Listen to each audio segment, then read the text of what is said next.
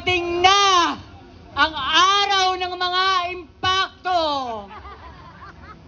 Ang sabi nga nila, makontento ka kung ano ang meron ka. Tignan mo si candidate number 3. Kahit walang-wala na, nagsasya... Ang lakas tumira. Ngayong gabi po, ako po ang kandidatang may diferensya. Ngunit hindi po ako magpapahuli sa kanila upang lumaban dito sa Patimpalak. Kaya po huwag maliitin ang aking karapatan at huwag pong husgahan ang aking kakayanan.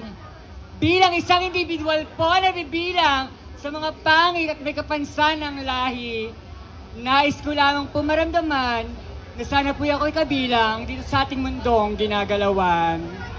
Nasa inyo pong harapan, ang minsan nyo na pong nasilayan sa kapuso mo, Jessica Soho, Miss Gay Pangkalawakan.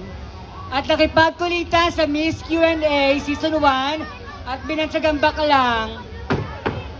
Tak-tak. Kasali ka ba doon? Ako rin po ay isa sa mga legendaryo ng Miss Gay Pangkalawakan, buhat pa po ng 2008. Ang nagbukas sa pintuan ng Encantadia, ang nagpalangoy sa mundo ng Atlantica. Ngayong gabi po, ang bago nyong kapamilya. Sabay-sabay po nating palakpakan si Binibining Isa. Wow! Dalawa, tatlo! Baldado! Isa Baldado po na nagsasabing, kung ang chismis ay nakamamatay, tiyak, yari ang aming kapitbahay. Happy Fiesta po!